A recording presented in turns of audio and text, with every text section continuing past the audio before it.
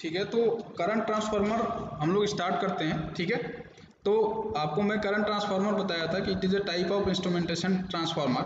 ठीक है, तो इसमें आपका जो कनेक्शन होता है उसमें देखो आपका इस तरीके से कुछ मतलब अगर समझें तो यहाँ पे देखो आपका जो लाइन का कंस्ट्रक्शन या जहाँ पे हम मेजर करते हैं उसी को हम क्या बोलते हैं, मेन प्राइमरी कंडक्टर बोल देते हैं। और अगर उस पर जो हम वाइंडिंग अप्लाई करते हैं वो आपका सेकेंडरी वाइंडिंग हो जाता है। ठीक है, तो यहाँ से आप देख सकते हो, तो CT is a type of instrumentation transformer that is designed to produce an alternating current in its secondary winding which is proportional to the current being measured in its primary। तो यहाँ से आप देखो कि ये एक टिपिकल करंट ट्रांसफार्मर, इस तरह का कुछ करंट ट्रांसफार्मर होता है। ठीक है, मैं आपको बस ये दिखाना चाहता हूँ कि जो एक आप लोगों ने स्टडी किया है, ठीक है, उसी में आपका 3 basic types of current transformers हैं। वाउंड टाइप करंट ट्रांसफार्मर, ठीक है, और toroidal type current transformer and bar type current transformer. The wound current transformer आपका क्या है? The transformers primary winding is physically connected in series with the conductor that carries the measured current flowing in the circuit. The magnitude of the secondary current is dependent on the turn ratio of the transformer. Next है आपका toroidal current transformer. These do not contain a primary winding. ठीक है, instead the line that carries the current flowing in the network is threaded through a window or hole in the toroidal transformer. Some current transformers have a split core. जैसे आपका ये जो transformer है ये आपका split core current transformer है। ठीक है, यानी इसको सिंपल हम उस पर क्या करते हैं, जहाँ पे भी मेजरमेंट करना रहता है, मैं आपको अभी दिखा रहा हूँ। ठीक है, कि आपका टोरॉयडल कंस्ट्रक्शन का करंट ट्रांसफार्मर कैसा होता है। नेक्स्ट है आपका bar type current transformer. Bar type current transformer में क्या होगा कि this type of current transformers uses the actual cable और bus bar of the main circuit as the primary winding. ठीक है, which is equivalent to a single turn. ठीक है, बार type current transformer में क्या है कि this type of current transformer uses the actual cable और bus bar of the main circuit as the primary winding. यानी जहां पे हमें मेजरमेंट करना रहता है, ठीक है, उसी को एज अ प्राइमरी वाइंडिंग हम एज्यूम मतलब प्राइमरी वाइंडिंग कंसीडर करते हैं, which is equivalent to a single turn. They are fully insulated from the high operating voltage of the system and are usually bolted to the current carrying device। तो इस तरह का आपका current transformer circuitry में use होता है। ये जैसे आपका जो कोर या केबल है, ठीक है, ये आपका एक प्राइमरी वाइंडिंग हो गया, एक हॉलो कोर उस पर अप्लाई करके इस तरीके से, ठीक है, वाउंड करके और उस पर हम एक वाइंडिंग कर देते हैं, वो आपका सेकेंडरी वाइंडिंग हो जाता है। ठीक है, तो ये मेन प्राइमरी कंडक्टर हो गया जिसमें करंट फ्लो हो रहा है, उसके ऊपर एक वाइंडिंग कर दी हमने, ये आपका सेकेंडरी। इसीलिए मैंने आपको बताया था कि सीटी में हमेशा हम केवल 2 टर्न को शो करते हैं। जब भी हम सीटी को शो करते हैं तो 2 टर्न्स को शो करते हैं। अब इसमें देखो आपका मैंने आपको बताया था कि जो स्टैंडर्ड है कि most current transformers have at the standard secondary rating of 5 amperes. मतलब जो आपका प्राइमरी साइड कितना करंट है इससे मतलब नहीं है, लेकिन सेकेंडरी साइड का जो करंट होगा वो आपका 5 एम्पियर्स स्टैंडर्ड है। यानी जो सीटी है वो उसको प्राइमरी साइड के करंट को with the help of turn ratio आपका क्या रहेगा 5 एम्पियर में कन्वर्ट कर देगा। तो जैसे आपका करंट ट्रांसफार्मर 500/5 या 100/5, 20/5 इस तरीके की रेटिंग में आपका करंट ट्रांसफार्मर आता है। ठीक, तो ये आपका current transformer primary turn ratio के हिसाब से 1 लूप, 2 लूप, 3 लूप, इस तरह से आपका 1 लूप है तो 300/5 एम्पियर उसकी रेटिंग होगी, 2 लूप है तो 150/5 एम्पियर रेटिंग होगी, 3 लूप है तो 100/5 एम्पियर उसकी रेटिंग होगी। ठीक है, सबसे मेन है, आपने देखा होगा कि एक इस तरह का एक आजकल क्लैंपर आता है, क्लैंप मीटर्स बोलते हैं इसको, क्लैंप मीटर्स, ठीक है। ये आपका एक सीटी होता है जो सर्किट में कितना करंट फ्लो हो रहा है उसको मेजर करने के लिए यूज होता है। तो बेसिकली ये आपका कुछ नहीं, ये एक सीटी है, करंट ट्रांसफार्मर है, ठीक है। इसमें आपका क्या है कि there are many specialised types of current transformers now available. A popular and portable type which can be used to measure circuit loading are called clamp meters as shown in. ये आपका क्लैंप मीटर्स, ठीक है। तो generally आपका देखोगे कई मतलब जो करंट मेजर करने के लिए हम क्लैंप मीटर यूज करते हैं। इसको सिंपल किसी वायर के यहाँ से, मतलब ये जब प्रेस करेंगे तो ये ओपन हो जाता है, इसका माउथ ओपन हो जाएगा जब यहाँ पे ये प्रेस करेंगे हम, ठीक है। तो आपका माउथ ओपन हो जाता है, फिर उस वायर को इसके ये जो आपका होलो है यहाँ पे वायर जैसे ही आएगा उसमें कितना करंट फ्लो हो रहा है वो आपको इस डिस्प्ले मीटर में शो होने लगेगा। तो ये आपका एक क्लैंप मीटर जो है ये और कुछ नहीं, ये आपका क्या है, एक सीटी है, करंट ट्रांसफार्मर, ठीक है। तो बेसिकली मैं इसी चीज को दिखाना चाह रहा था आपको कि करंट ट्रांसफार्मर कितने टाइप्स के हैं और जनरली आपका कौन से टाइप का यूज हो रहा है, ठीक। तो यहाँ पे जैसे हमने जो तीनों टाइप्स के ट्रांसफार्मर देखे थे,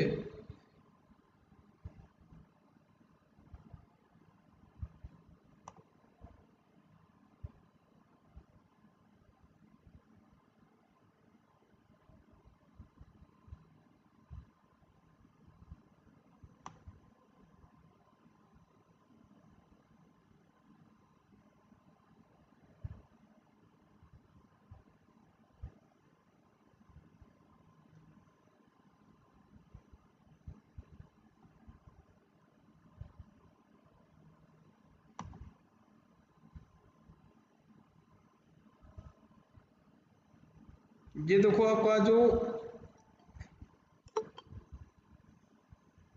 सब स्टेशन पे यूज होता है ये आपका सीटी है, ठीक है। ये आप किसी सब स्टेशन पे जब विजिट करोगे या फ्यूचर में जब आप इंडस्ट्रियल ट्रेनिंग के लिए जाओगे अगर कहीं पे, तो ये जो कंस्ट्रक्शन है ये आपका सीटी का होता है, ये आपका सीटी है, इस तरह का जो दिखता है, ठीक है। ये आपका सीटी है, करंट ट्रांसफार्मर है।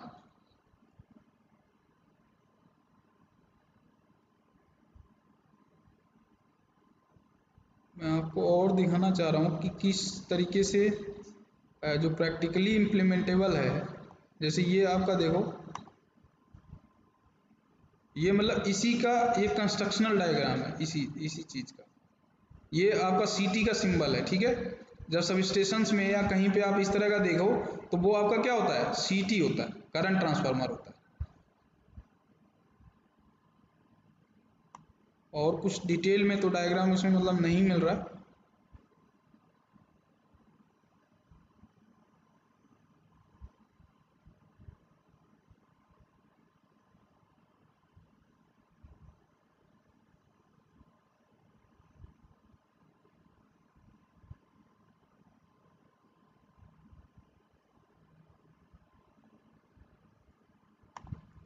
देखो ये आपका बार टाइप करंट ट्रांसफार्मर था, उसके बारे में मैं ऑलरेडी आपको एक्सप्लेन कर दिया हूँ, ठीक है। अब आते हैं सबसे इम्पोर्टेंट जो क्वेश्चन पूछा जाता है, ठीक है, कि Y secondary of CT should not be open. तो क्या लगता है लोगों को कि मतलब आपका सीटी का सेकेंडरी अगर हम ओपन कर देते हैं करंट ट्रांसफार्मर का तो क्या प्रॉब्लम हो सकती है?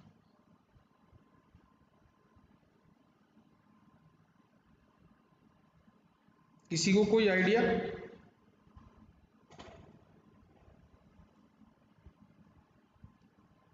मैंने आपको बताया कि इंस्ट्रूमेंटेशन ट्रांसफार्मर भी जस्ट एक आपका क्या है, ट्रांसफार्मर है। तो ट्रांसफार्मर के बारे में तो सभी लोग अवेयर ही हैं। तो अगर मान लो करंट ट्रांसफार्मर की सेकेंडरी को अगर हम ओपन सर्किट कर देते हैं या किसी कारणवश अगर ओपन सर्किट हो जाता है तो क्या प्रॉब्लम हो सकती है?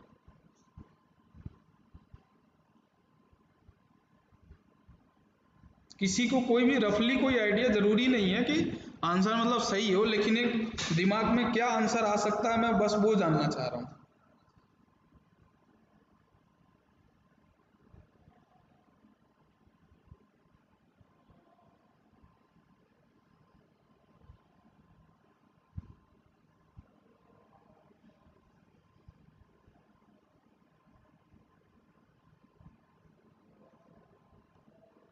कोई आइडिया नहीं किसी को? चलो कोई नहीं। तो मैं आपको बताता हूं कि सीटी का सेकेंडरी अगर ओपन करते हैं, ठीक है, तो मैंने आपको बताया था कि जो पावर ट्रांसफार्मर है, ठीक, और जो इंस्ट्रूमेंटेशन ट्रांसफार्मर है, उसकी वर्किंग ऑपरेशन में सबसे मेन जो डिफरेंस है वो है फ्लक्स का। मैंने आपको बताया था कि जो फ्लक्स पावर ट्रांसफार्मर में प्राइमरी टू सेकेंडरी जनरेट होते हैं वो उसकी वैल्यू कांस्टेंट रहती है, लेकिन आपका इंस्ट्रूमेंटेशन ट्रांसफार्मर में क्या होता है, वेरी करता है। तो it is very important that the secondary of CT should not be kept open, either it should be sorted or must be connected in series with a low resistance coil such as current coils of wattmeter, coil of ammeter, etc. If it is left open, then current through secondary becomes zero. Hence, the ampere turns produced by secondary, which is generally opposes primary ampere turns, becomes zero, as there is no counter MMF unopposed primary MMF. Produce high flux in the core. This produce excessive core losses, heating the core beyond limits. Similarly, heavy EMFs will be induced in the primary and secondary side. This may damage the insulation of the winding. This is danger from the operator point of view as well. It is usual to ground the CT on the secondary side to avoid a danger of shock to the operator. Hence, never open the secondary winding circuit of a current transformer while its primary winding is energized. देखो आप क्या है कि जैसे ही सीटी का secondary circuit आप open करोगे या किसी कारणवश अगर आपका सीटी का सेकेंडरी ओपन हो जाता है, ठीक है, तो क्या होगा कि secondary side current flow zero हो जाएगा। तो जो एम्पियर टर्न्स है यानी एन इंटू आई, एम्पियर टर्न्स ही क्या होता है, एमएमएफ होता है। तो जो एमएमएफ है सेकेंडरी साइड वो क्या हो जाएगा, जीरो हो जाएगा। तो जो प्राइमरी साइड से जो एमएमएफ आपका जनरेट होता है वो सेकेंडरी साइड का एमएमएफ उसको क्या करता है, अपोज करता है। तो जिससे जो रिजल्टेंट सेकेंडरी साइड एमएमएफ आता है उसकी वैल्यू बहुत कम आती है। तो जब एमएमएफ ही कम होगा तो ईएमएफ की वैल्यू भी क्या होगी, कम होगी। इन केस अब काउंटर एमएमएफ अगर सेकेंडरी साइड जनरेट नहीं हुआ तो आपका total primary MMF secondary side क्या हो जाएगा, इंड्यूस होगा, और वो उससे ईएमएफ जो इंड्यूस होगा उसकी वैल्यू बहुत ही हाई होगी, और वो हाई वोल्टेज आपका क्या कर सकता है, insulation of the secondary side damage कर सकता है। और अगर वहाँ पे जो भी ऑपरेटर है या जो भी ह्यूमन बींग्स है उसके आसपास वर्क कर रहा है वो उसको भी डैमेज कर सकता है, क्योंकि जब इंसुलेशन ब्रेक होगा तो बर्न हो सकता है आपका सीटी। समझ में आया सबको? ठीक है कि Y secondary of CT should not be open, because when if any due to any reason secondary of CT will open, then a high voltage will appear across secondary side due to the absence of counter MMF of the secondary windings, which will produces a excessive core losses, heating the core beyond limits. Similarly, heavy EMF will be induced on the primary and secondary side. This may damage the insulation of the winding. This is danger from the operator point of view as well as from the machine point of view. ठीक है, तो ये आपका reason है कि unopposed MMF primary side secondary से MMF जो generate ही नहीं होगा, तो आपका हाई फ्लक्स कोर में जनरेट होगा, जो आपका एक्सेसिव कोर लॉस प्रोड्यूस करेगा। एक्सेसिव हीटिंग डेवलप होगी जो बियॉन्ड द कोर के लिमिट होगी। उससे आपका क्या होगा, इंसुलेशन फेलियर होगा और सीटी डैमेज हो जाएगा। तो सीटी डैमेज होने के साथ साथ वहाँ पे अगर कोई ऑपरेटर है या ह्यूमन बीइंग्स आसपास में है तो उसको भी डैमेज कर देगा। तो इसीलिए सीटी का सेकेंडरी कभी भी ओपन नहीं रखा जाता। अगर मान लो सीटी के सेकेंडरी में हमें मेजरमेंट नहीं करना, तो उसको क्या कर देते हैं, शॉर्ट कर देते हैं, लेकिन ओपन नहीं करेंगे।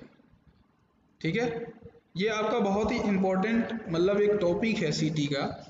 जनरली वाइवा में या इंटरव्यू में या आपका जो कॉम्पिटिटिव एग्जाम्स है उसमें भी पूछता है। ठीक है, ऑब्जेक्टिव क्वेश्चंस में कि Y secondary of CT should not be open, क्योंकि ये प्रैक्टिकल अप्लाई होता है। नेक्स्ट है आपका पोटेंशियल ट्रांसफार्मर। ठीक है, तो potential transformer, the basic principle of these transformer is same as current transformer. The high alternating voltage are reduced in a fixed proportion for the measurement purpose with the help of potential transformer. The construction of these transformers is similar to the normal transformer.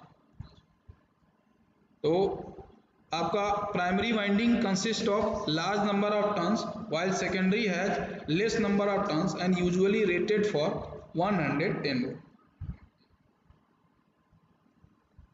सीटी आपका कितना, secondary side कितना rated होता है, 5 ampere usually, और आपका PT कितना rated होता है usually, 110 volt, 110 volt.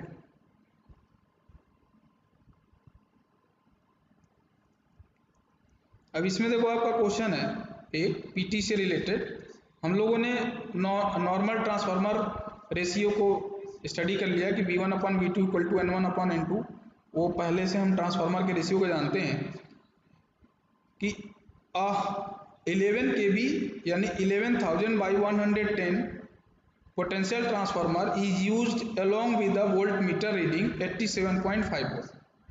Estimate the value of line voltage, यानी आपसे रेशियो दिया हुआ है, N1/N2 का वैल्यू दिया हुआ है, V1/V2 इक्वल टू N1/N2 के फॉर्मूले से पूछ रहा है कि अगर आपका V2 यानी वोल्ट मीटर कहाँ कनेक्टेड होगा, सेकेंडरी साइड होगा ना, तो सेकेंडरी साइड अगर वोल्टेज 87.5 वोल्ट हो, ठीक है, तो V1 यानी लाइन का वोल्टेज क्या होगा, तो इस फॉर्मूले से हम सिंपली निकाल सकते हैं V1 की वैल्यू।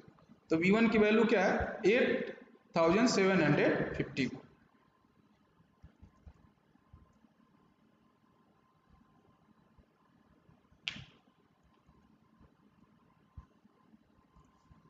ये देखो आपका सिंगल फेज पोटेंशियल ट्रांसफार्मर्स है। मैं आपको इसलिए इस चीज़ों को दिखा रहा हूँ जिससे आपको कहीं पे भी, जैसे क्या होता है कि पावर ट्रांसफार्मर का साइज तो बल्कि होता है, हैवी होता है, तो उसको लोग जनरली पहचान लेते हैं। लेकिन सीटी और पीटी उसी आपके कॉलेज में खुद और सीटी और पीटी लगी हुई हैं, लेकिन मुझे नहीं लगता कि लोग, अगर मैं बोलूँगा कि इसमें बताओ पीटी कौन सा है, सीटी कौन सा है, तो आप उसको बता पाओगे। इसीलिए मैं क्या है कि चीज़ों से थोड़ा सा फेमिलियर करवा रहा हूँ ताकि इन चीज़ों को देख करके तो आप समझ सको कि सीटी और पीटी क्या है, मतलब कैसे दिखते हैं।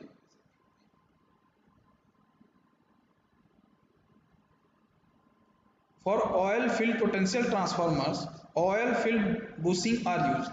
ये जो इंसुलेटर्स ट्रांसफार्मर के ऊपर यूज होते हैं इनको हम बोलते हैं बुशिंग्स। ठीक है, ये आपके क्या है, बुशिंग्स। सबने देखा होगा कि ट्रांसफार्मर के ऊपर आपका इस तरीके से एक इंसुलेटर्स कनेक्टेड रहते हैं, इससे लाइन कनेक्टेड रहती है। ठीक है, तो इसको हम बोलते हैं, टेक्निकल टर्म्स है बुशिंग्स, BUSHINGS, इसको बोलते हैं bushings.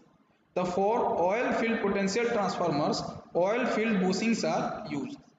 2 bushings are required when no side of line is at earth potential. तो नॉर्मली आपका जो पोटेंशियल ट्रांसफार्मर होता है, ठीक है, उसके इस तरीके से आपका पीटी में, यानी अगर उस पर बुशिंग से यूज हुई है इस तरीके से, तो आपका वो क्या होगा, पीटी होगा। तो यहाँ पे देखो आपका सिंपल जो पोटेंशियल ट्रांसफार्मर होता है उसी नॉर्मल ट्रांसफार्मर की तरह ही होता है, लेकिन इसका साइज बहुत छोटा होता है। इन कंपेयर टू आपका पावर ट्रांसफार्मर, इसका साइज जो है वो बहुत ही छोटा होता है। तो ये आपका पोटेंशियल ट्रांसफार्मर का एक तरह से कंस्ट्रक्शनल डायग्राम है सिंगल फेज। तो इसमें भी आपका देखो सेम वाइंडिंग पे आपका क्या है कि सेकेंडरी वाइंडिंग भी है और प्राइमरी वाइंडिंग भी है। तो ये आप मतलब जब ट्रांसफार्मर डिटेल में पढ़ोगे तो चीज़ें ज़्यादा क्लियर होगी। हालांकि पहले मशीन जो है पहले होता था, फिर बाद में मेजरमेंट होता था, अभी यूनिवर्सिटी ने पता नहीं चेंज कर दिया, इस वजह से थोड़ा सा ट्रांसफार्मर आप लोग पावर ट्रांसफार्मर फर्स्ट ईयर वाला जो पढ़े हो उसी के बेसिस पे समझाना पड़ रहा। आगे चल करके काफ़ी डिटेल में ट्रांसफार्मर स्टडी करोगे तो आपको फिर ये मेजर जो इंस्ट्रूमेंटेशन ट्रांसफार्मर है वो ज़्यादा क्लियर फिर समझ में आएंगे, ठीक। लेकिन जो इसके मतलब इसके अलग के जो पार्ट हैं वो आपको वहाँ नहीं मिलेंगे, वो मैं आपको यहीं बता रहा हूँ, ठीक है। तो नेक्स्ट है आपका कंपैरिजन ऑफ सीटी एंड पीटी, यानी करंट ट्रांसफार्मर और पोटेंशियल ट्रांसफार्मर्स के बीच में क्या कंपैरिजन होगा। तो फर्स्ट पॉइंट है कि it can be treated as series transformer under virtual short circuit conditions. Series transformer under virtual short circuit conditions. Potential transformer क्या है, it can be treated as parallel transformer under open circuit secondary. Current transformer का अभी हम लोगों ने पढ़ा कि secondary must be always short. इसमें क्या है कि secondary is nearly under open circuit condition. A small voltage exists across its terminals as connected in series. Full line voltage appears across its terminals. The winding carries full line current. The winding is impressed with full line voltage. The primary current and excitation varies over a wide range. The line voltage is almost constant, hence exciting current and flux density varies over a limited range. The primary current is independent of the secondary circuit conditions. The primary current depends on the secondary circuit conditions. तो ये आपके 5 to 6 आपका क्या है सीटी और PT के बीच में कंपैरिजन है, जो हम लोग ऑलरेडी डिस्कस कर चुके हैं। रेशियो, नॉमिनल रेशियो, आपका टर्न रेशियो, एक्चुअल रेशियो, इन सब चीज़ों को भी डिस्कस कर चुके हैं, ठीक है। अब सीधे हम लोग स्टडी करते हैं करंट ट्रांसफार्मर को। यहां तक किसी को कोई डाउट तो नहीं है, क्योंकि मैंने बताया था कि इंस्ट्रूमेंटेशन ट्रांसफार्मर को हम बहुत ही डिटेल में पढ़ेंगे और आपका इसका सिलेबस भी देखो तो बहुत ज़्यादा नहीं है, ठीक है।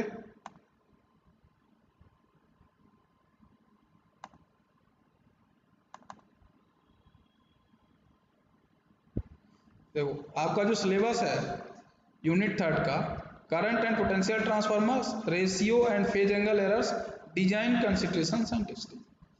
तो ज़्यादा से ज़्यादा आपका 3 से 4 लेक्चर, दो या 3 लेक्चर मतलब इस वीक में आई होप कि हम लोग इंस्ट्रूमेंटेशन ट्रांसफार्मर को कंप्लीट कर लेंगे,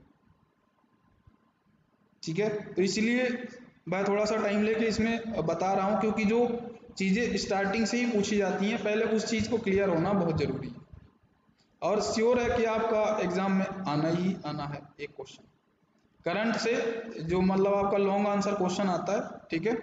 लॉन्ग आंसर क्वेश्चन में आपका करंट ट्रांसफार्मर या पोटेंशियल ट्रांसफार्मर से पूछेगा ही पूछेगा, उसमें आपका ratio and phase angle errors आएगा, ठीक है। तो आपका करंट ट्रांसफार्मर को अब स्टडी करते हैं, उसके साथ साथ सारी चीज़ों को स्टडी करते हुए चलेंगे।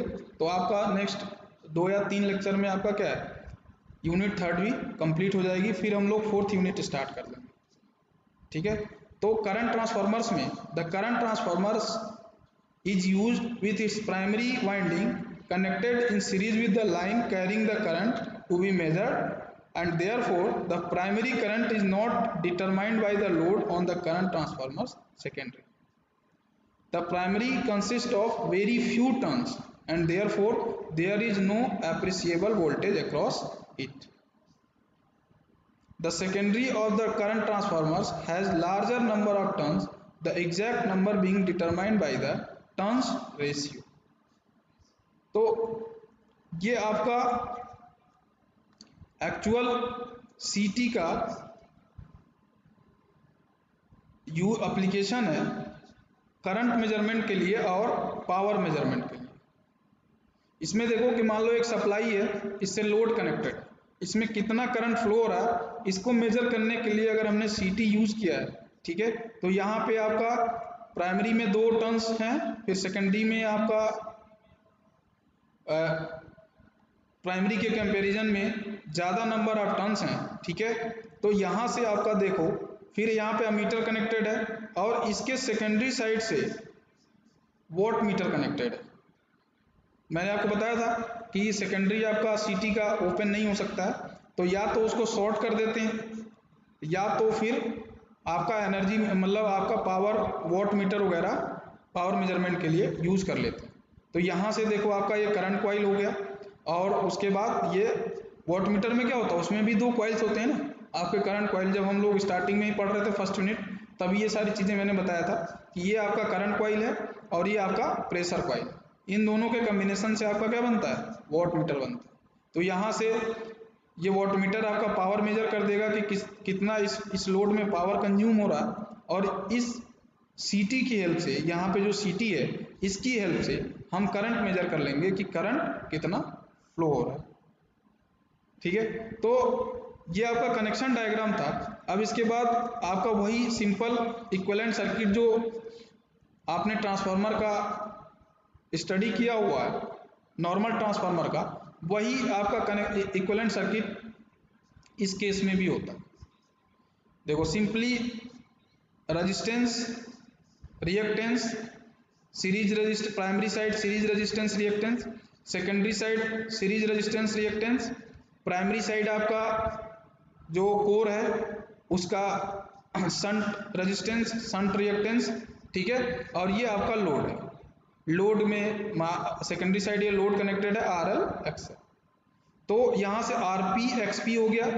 यहाँ पे इस रजिस्टिव ब्रांच में जो करंट फ्लो होता है उसको हम IE से रिप्रेजेंट करते हैं। रिएक्टिव ब्रांच में जो आपका करंट फ्लो होता है उसको IM से, इसको मैग्नेटाइजिंग कंपोनेंट्स भी बोलते हैं, ठीक है। तो ये IM होता है। यहाँ पे जो करंट फ्लो हो रहा है उसको नो लोड करंट बोलते हैं। यहाँ पे जो EMF इंड्यूस होता है उसको प्राइमरी साइड EMF बोलते हैं। इसको हम टर्मिनल वोल्टेज बोलते हैं, VP बोलते हैं, ये EP हो जाता है। यहाँ पे सेकेंडरी साइड जो EMF इंड्यूस होता है इसको हम ES बोलते हैं, और उसके बाद जो लोड साइड आपका टर्मिनल वोल्टेज हमें मिलता है वो आपका VS हो जाता है, यानी load voltage across the load. और जो आपका सेकेंडरी साइड रेजिस्टेंस और रिएक्टेंस मिलते हैं वो RS और XS हो जाता है, ठीक है। तो ये आपके और सिंपल जो फेजर डायग्राम उसमें ड्रॉ करते हैं ट्रांसफार्मर में, वही सेम फेजर डायग्राम आपका यहाँ पे भी होता है। तो आपको मैं ये थोड़ा सा एक्सप्लेन कर देता हूँ, फिर जब नेक्स्ट लेक्चर में लूँगा तो फिर से एक्सप्लेन करूँगा। यहाँ पे देखो आपका जो I नोट होता है, it is the sum of IE and IM। अगर हमने एक्स एक्सिस पे फ्लक्स को लिया, ठीक है, और जो आपका जो प्राइमरी साइड EMF होता है या सेकेंडरी साइड EMF होता है वो आपका फ्लक्स से क्या करता है, लैग करता है, ठीक है, क्योंकि ये इंडक्टिव सर्किट है ना। तो वोल्टेज आपका क्या करेगा, करंट से, इस केस में तो फ्लक्स, तो यहाँ पे आपका ES और EP आ जाता है, क्योंकि जब आप E इक्वल टू क्या लिखते हो, -d∅dt। फ्लक्स के टर्म्स में जब हम EMF का इक्वेशन लिखते हैं तो -d∅dt, तो वो शो करता है कि EMF जो है फ्लक्स से क्या कर रहा है, लैग कर रहा है 90 डिग्री। तो इसलिए यहाँ पे ES हो गया। तो जो I नोट होता है ये फेजर सम हो जाएगा IE और IM का। तो IE आपको प्योरली, अब अगर मान लो हमने EP को, प्राइमरी साइड EMF इंड्यूस को, अगर हमने -EP करके प्लस Y एक्सिस पे ले लिया, ठीक है, तो IE प्योर रेजिस्टिव है तो वो आपका सेम फेज में होगा, ठीक है, और उससे 90 डिग्री लैगिंग में आपका क्या होगा, मैग्नेटाइजिंग करंट होगा, IM होगा। इन दोनों का फेजर सम हो जाएगा I नोट, ठीक है।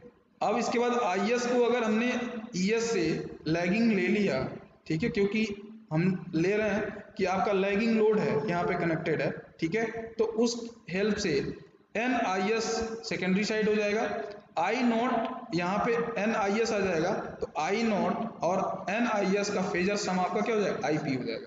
तो इस चीज़ को यहाँ पे IP से शो कर दिया। तो ये आपका फेजर डायग्राम। ठीक।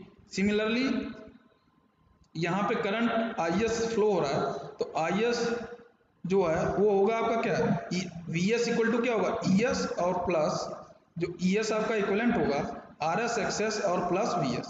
तो VS प्लस IS RS और IS XS का सम, फेजर सम आपका क्या हो जाएगा, ES हो जाएगा। तो ये आपका फेजर सम हो जाता है। ये आप लोगों ने मतलब जब ट्रांसफार्मर स्टडी किया होगा फर्स्ट ईयर में, तब भी आपने स्टडी किया, अगर नहीं किया तब भी मैं इसको फिर से डिटेल में पढ़ाऊंगा, इसलिए मैं थोड़ा सा आपको एक्सप्लेन कर दिया इसका कंस्ट्रक्शन डायग्राम। बाकी जो चीज़ें और स्टडी करनी है उसको हम लोग नेक्स्ट लेक्चर में स्टडी करेंगे, ठीक है। डिटेल में 1 बाय 1 एक्सप्लेन करूंगा। तो यहाँ तक अगर किसी को डाउट है तो पूछ सकता है, अदरवाइज हम लोग बाकी रिमेनिंग पोर्शन जो है वो नेक्स्ट लेक्चर में स्टडी करेंगे, ठीक है क्लास। Okay, thank you.